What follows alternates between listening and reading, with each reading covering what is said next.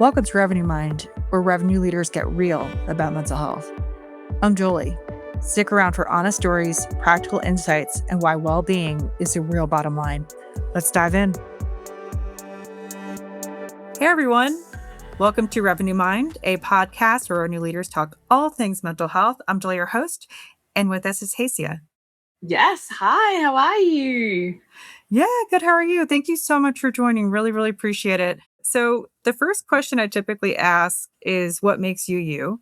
But I know that we had a prep call before this and you kind of went into your background.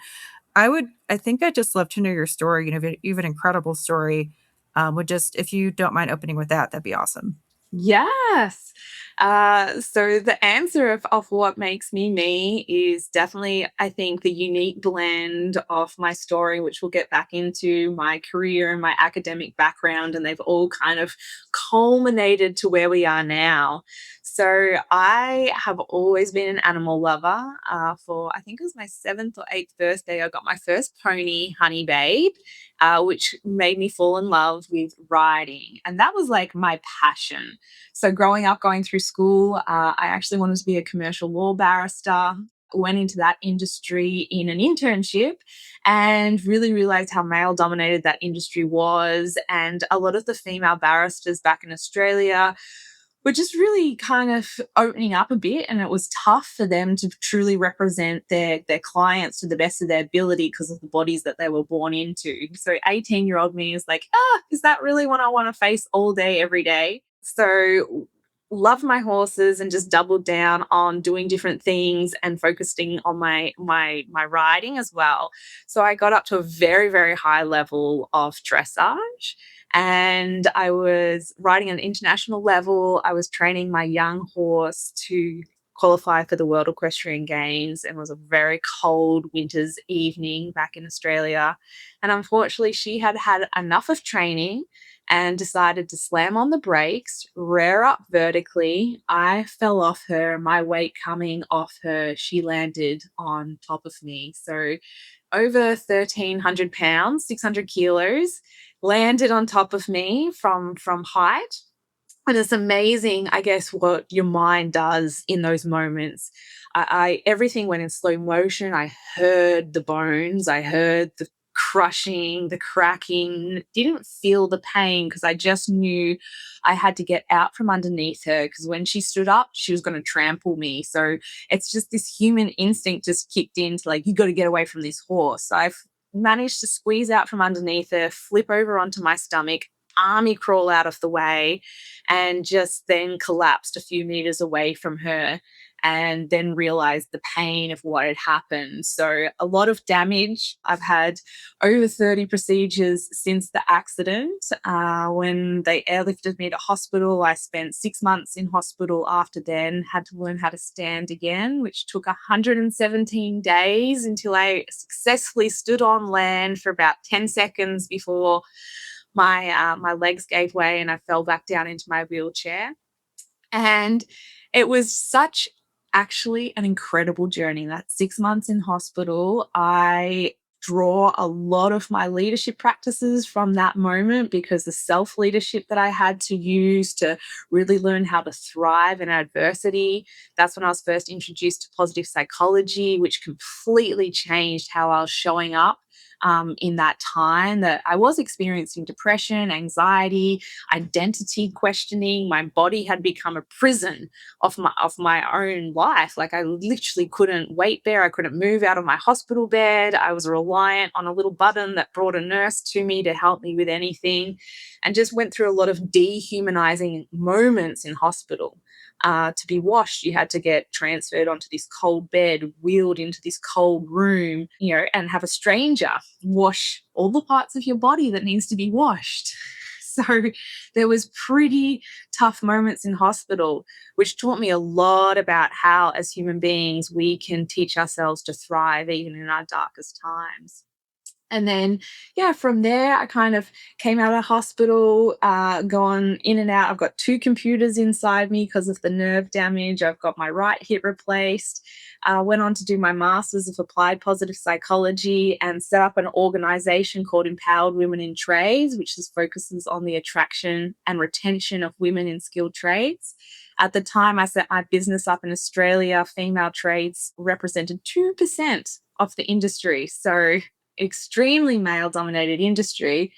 And my real passion actually then, once I did the research and I had my master's, and this is what my thesis focused on, is how we actually improve the psychological well-being of the men in the industry. Because what was happening is there was a lot of mental health challenges. It was hard to retain women. And I saw a big link between the psychological distress of the men and the poor treatment of all humans in that industry. And so that led into writing my book, The $1 Billion Blind Spot: How Much is Your Workplace Culture Costing You? And all of that linking of psychological success and financial success, and how do we bridge the two and empower the psychological success to get the financial success. That is so cool. I mean, it's not cool that a horse crushed you, but other than that, the story is incredible how you came out of that. What do you think the trait that you have, you use to get out of that time? Because I mean, I would say grit, but I feel like it's so much more than that. Yeah, definitely grit, but it's more curiosity. So I really started to learn, understand pain, understand the psychology of pain, understand the psychology of success, of adversity, the biology of pain. I really started to really unpack so many different things to be able to overcome the pain and show up and push through pain. I learned on my dressage training and sports psychology a lot of how to be really, in the moment, be able to push your body to extreme limits mentally, and be able to find that listening to your body of what's something I can push past and what is actual pain and an actual limitation of like, I need to back off. And that's where a lot of the education came in through. And earlier on, I think my obsession of curiosity more lent to that physical side. And then I really, really quite quickly realized what was holding me back was my mental health. The fact that when sun came through the window for 2 hours a day on my bed and I'd get so angry, I would spend so much energy being angry. I couldn't be out there running, riding my horses, taking my dogs for a walk. I was stuck in this hospital room in pain and this and that, and my pain would get worse. And when I told that to my medical team, they said, yeah, and explained the link between negative thoughts and pain and all of those kind of things. So I started applying the gratitude practice that positive psychology speaks to us, and was so grateful for being able to do a meditation while I lay in the sun, read my book. I would invite friends during that time. So I really structured that time that was a high level of negative emotion for me and turned it into positive emotion, connections with other human beings, engagement with things that really fed my psychological well-being. And then what happened? I started thriving so much more in my physical recovery. So that was such a moment of understanding. The more curious I got about my situation, about my body, but also my mind, and understanding how my mind really links to my body at such a deep, deep, deep level.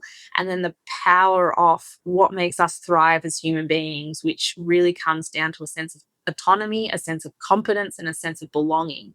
And then how do I curate empowering those three pillars while I'm trapped in a hospital bed? So all that happened while you're in the hospital. Yeah, yeah. So that was kind of like my 6 months master's in the University of Hard Knocks. Kind of, I feel like in that 6 months, I graduated with a PhD of from the University of Hard Knocks on how to survive in a really, really difficult time. So my PhD is probably how to turn trauma into triumph.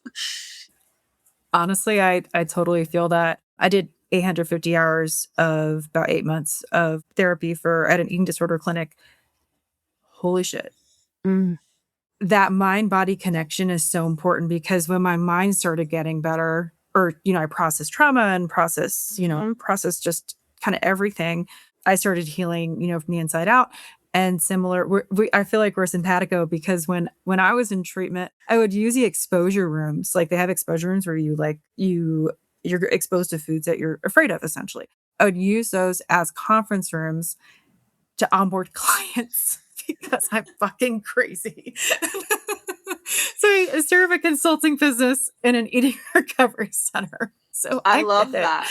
I in a started way. I started studying my CPA from my hospital bed. Like I literally asked to get day leave to go sit a CPA, an accounting exam, and my doctors are like, "You want to do what now? Like you can't even walk." What? And they're like, "No, deny, deny, deny. Like, what is wrong with you? Can we get a psychiatrist and psychologist back here? Like, this is not a normal request." So I really resonate with you there. No, I completely resonate with you. I think it's a certain type of personality that you're and this is definitely speaking, to you, like you're in so much pain, but I think, you leading with curiosity, like you mentioned, I think really and studying and learning and like your brain was, even though you couldn't move your body, your brain was Yeah. active. And that I think that's incredible. Yeah. And that's the consistency and the stability. When I've got so much instability in my body, like my body one day was doing this and the next day wasn't doing that. And with so much nerve damage as well, there's so much uncertainty. There's so much instability in your health. And then, I had issues with my stomach was shut down, and then all of this kind of stuff. But every day, my CPA book was there with chapters 1 to 20 with such structure. And it was just beautiful to hold on to something that had just this consistency, this predictability, this structure. And in hospital, there's a lot of structure too. So I knew what time of day I was always going to do my studying. And it was like my anchor. It was like, whatever happens today, I know I've got my 2 hours of study. I know what to expect from the book.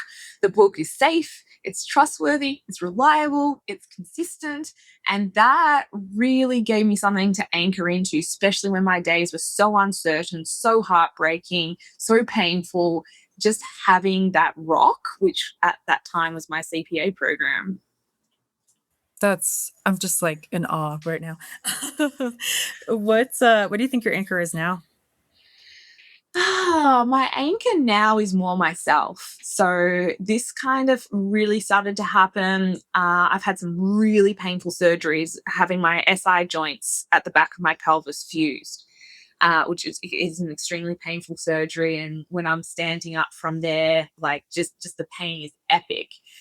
And when I'm recovering from those surgeries, and it's quite a big recovery, and you're in the rehab and things like that, I would always start to come back to, and I started this in the first 6 months, like, what can I control? What is something that I have 100% control over, which was my breath, a lot of my breath work.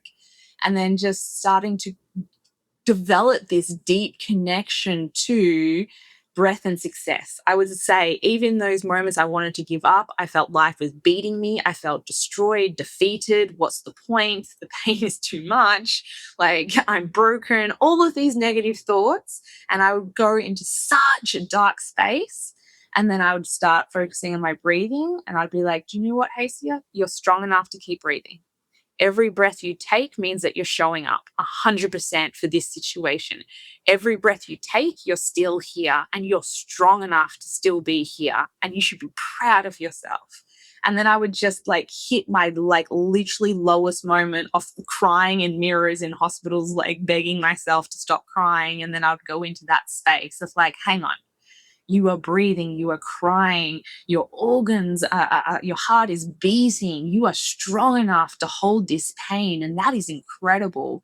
So yeah, my anchor just started to come back into that pride, self-pride, that I was strong enough to breathe and have my heart keep beating, even though life was like just brutal in those moments. Wow. Speaking to you and just hearing your story, I'm just kind of thinking like, how did she get through that? But I think it's like realizing that you're still alive almost is what I was hearing. Like Yeah. realizing that you still have a beating heart and you can still breathe. And to have that sense of gratitude with everything you went through, I just think is so powerful. Really is. I mean, I'm just like, whew. And it definitely it comes back to that choice of choosing to either let that moment really break your mind, even when there is psychologically distressing moments, you going through psychologically traumatic times, and emotional pain is as real as our physical pain. Our mental pain is as real as breaking an arm. Like our body, the chemicals, everything in happening biologically to you is as real.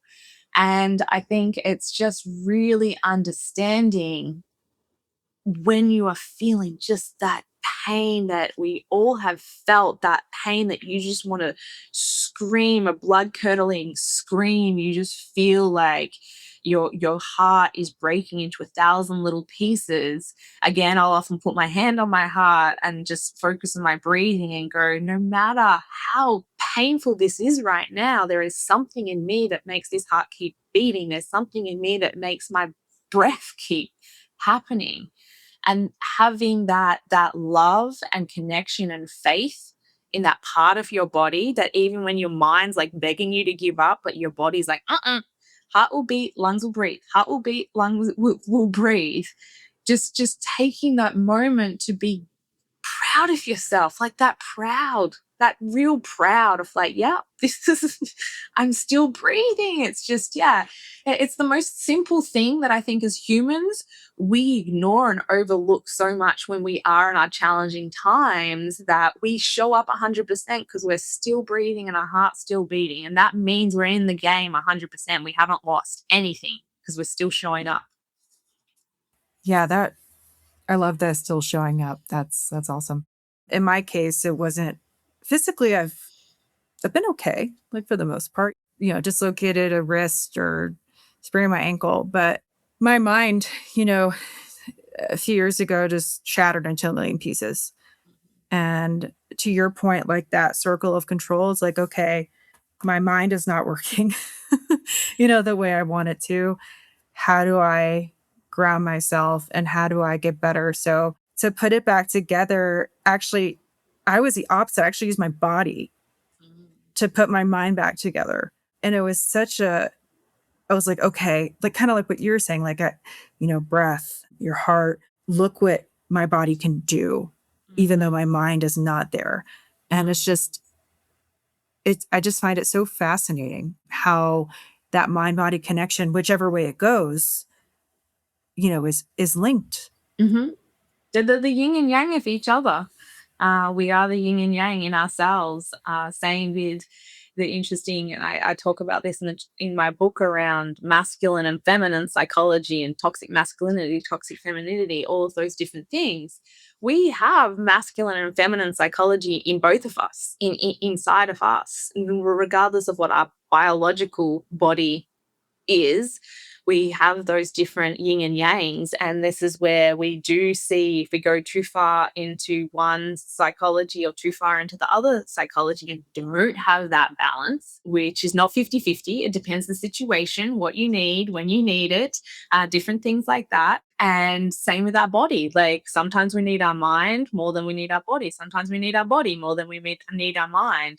So it's when I talk about balance, it's really, again, taking that analytical approach of like, what do I need right now for my mind, what do I need for my body, understanding that balance to be able to empower those different things. And that's what I love about the work I do with positive psychology, is that really gives some beautiful frameworks to help you guide through that process of like, yeah, what can I feed my psychological well-being right now to empower it, to make it thrive, even though this situation is crushing me, even though, yeah, my body might be letting me down right now. How can I really invest in my mind, so that it can psychologically thrive?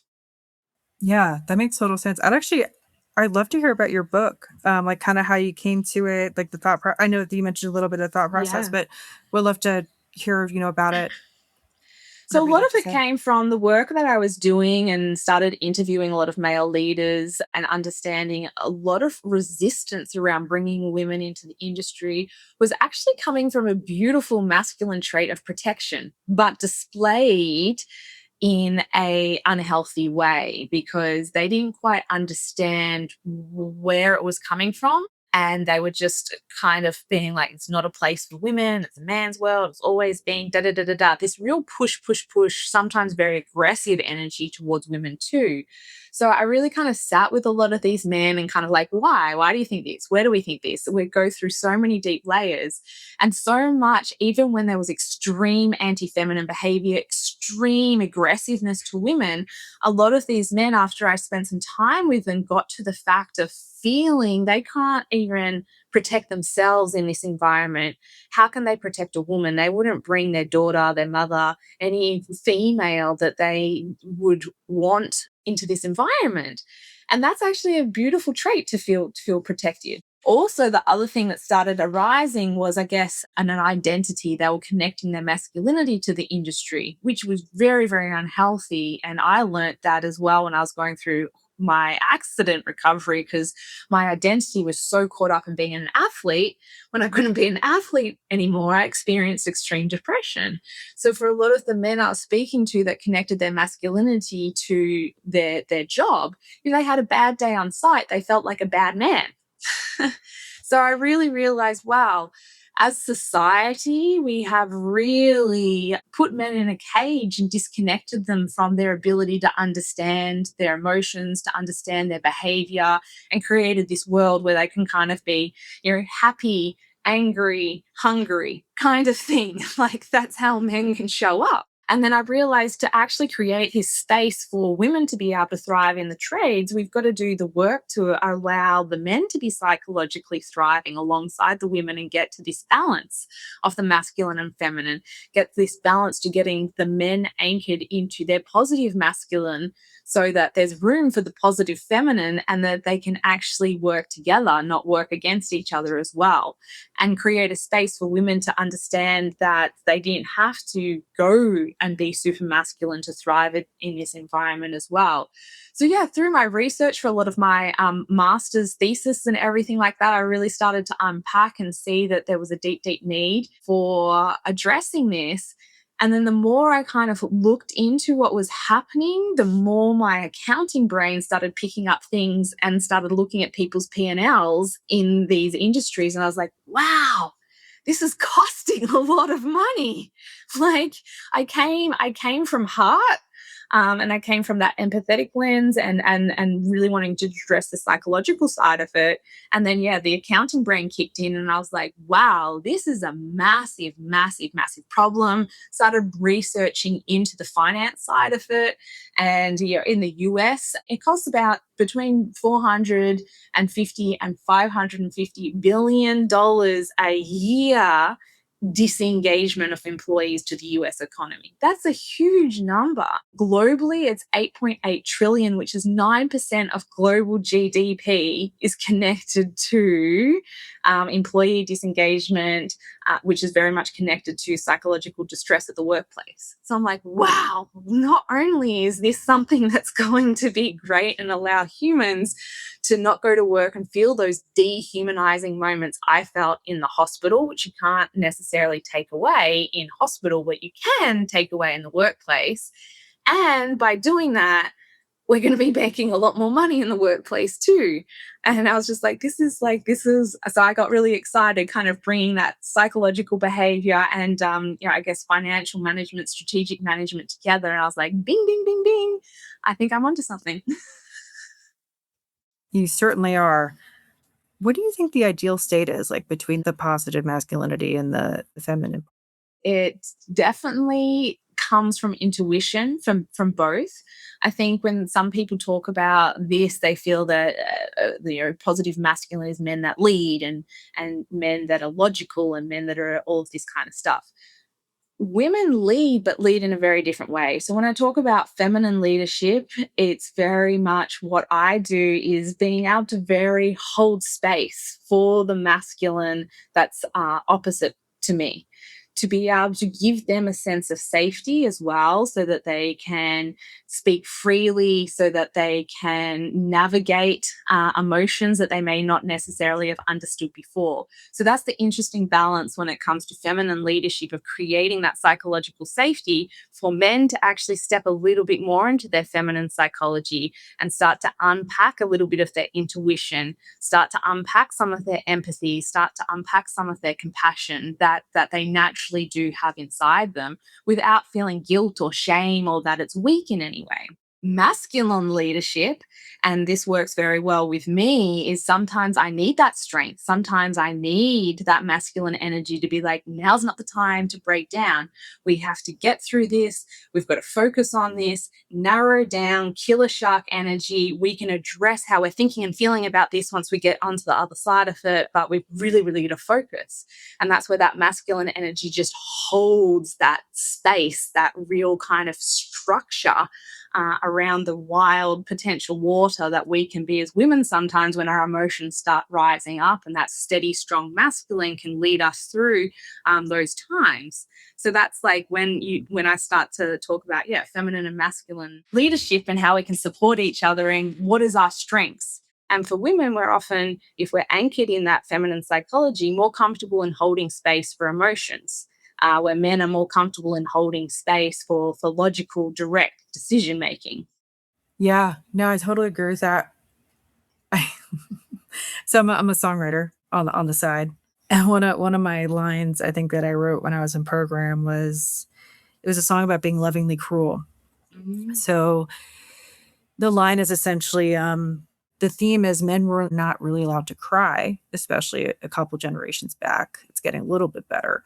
So it's not that I wouldn't say they took it out on women, but for example, like growing up, I was called sensitive by a lot of men. It was kind of instilled that men needed to be tough. They needed to, be the protector. They needed to be strong and not at least not emote. Maybe they could feel, but not emote. So I'd love your kind of opinion on how that is today. Yeah, so from my research, a lot of this actually started from the Industrial Revolution, which is where there was a big pivot between, I guess, gender norms started happening around what a woman looks like and what a man looks like. And to be able to get men to work in that Industrial Revolution, in the factories, the hours that they had to work, and all of that kind of stuff, we had to create an image of men being emotionless and tough and strong, and they just grind through it, and they go to work, and then they come home, and their wife is making them nice dinners and things like that. They're so physically exhausted, they probably cannot even do any emotional heavy lifting. They go to sleep, and they then catch up with their mates, have a few laughs, and then they go back to work again. So that kind of industrial revolution really, really put men in that cage, stripped them away from their human state, which is their emotional state, and taught them about this: drink a cup of concrete and harden up. And that's what a true man really, really is.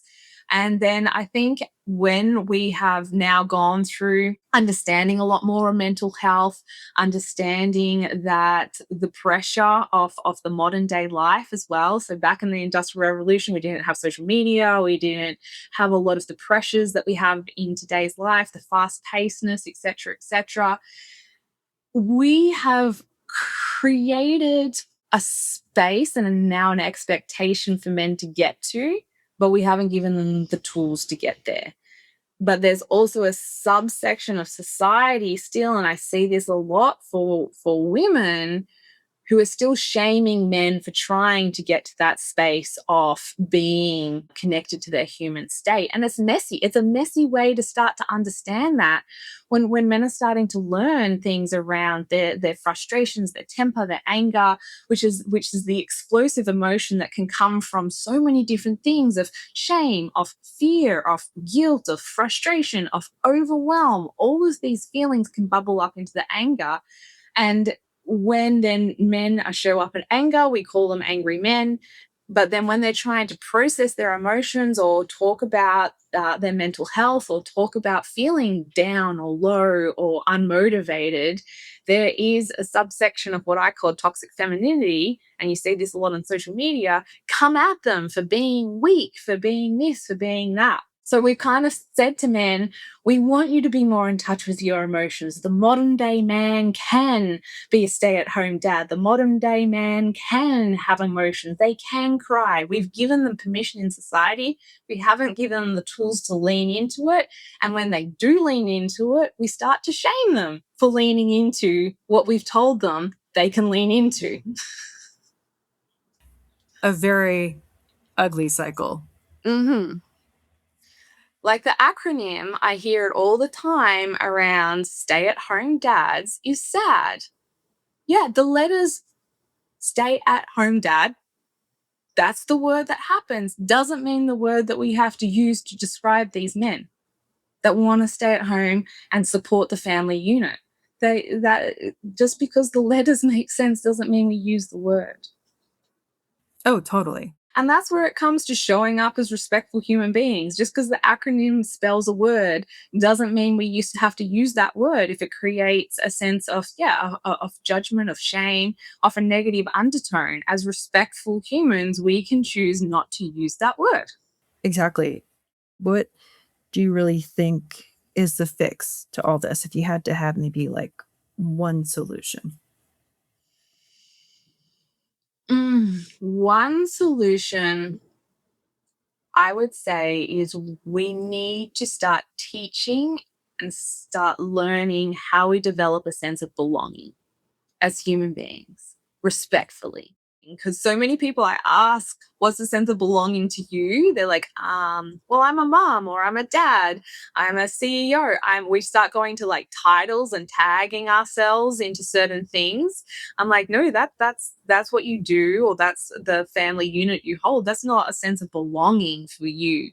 So I really think we need to understand and educate people to be able to find that for themselves, then be able to teach them the communication skills to communicate that to other people, and then really come back to understanding what respect is. Because just if someone around you has a sense of belonging that doesn't align with your sense of belonging, you can respectfully disagree, or you can respectfully distance yourself from that person, but you can still allow them to have their space and their sense of belonging. So yeah, that's the kind of formula. Understand the sense of belonging, learn the tools to be able to communicate that, and then we need to learn to be able to either respectfully accept or respectfully distance ourselves from someone that has a sense of belonging that doesn't align with ours.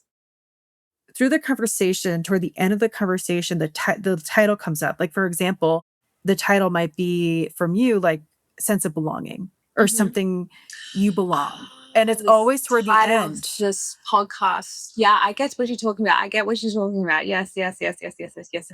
That's because, well, again, from psychology of a conversational arc. So as our conversation progresses, we are building a sense of high quality connections with each other. We're building a sense of psychological safety. We're building a sense of alignment. So we are psychologically bonding with each other right now as we go through it. And once you kind of get towards the end, like you have that depth of psychological safety that's allowing for from your guest probably more authentic communication, authentic language as well, because they're starting to become a lot more comfortable with you because you're psychologically bonded by this point of discussion. So they're showing up as more of their true self, and then you're really aligning because you're like, wow, that word or that thing really represents this person in this conversation. Also, by then, your competence level in understanding your guest has increased. So you are feeling more comfortable in making a judgment call of how to represent your guest. Well, would love to know where to find you. Would love to know, where your book is, before we Yeah. sign off. So my book is on Amazon and Barnes and Noble. And my website's haciatherton.com, and on LinkedIn with Hacia Atherton as well. Awesome. Well, thank you so much. This was wonderful. Yeah, thank you very much for having me as a guest. I enjoyed it. That's a wrap for Revenue Mind, where we cut the BS and spotlight mental health and revenue leadership. I'm Jolie, reminding you your mindset is your competitive edge. Thanks for listening. See you next time.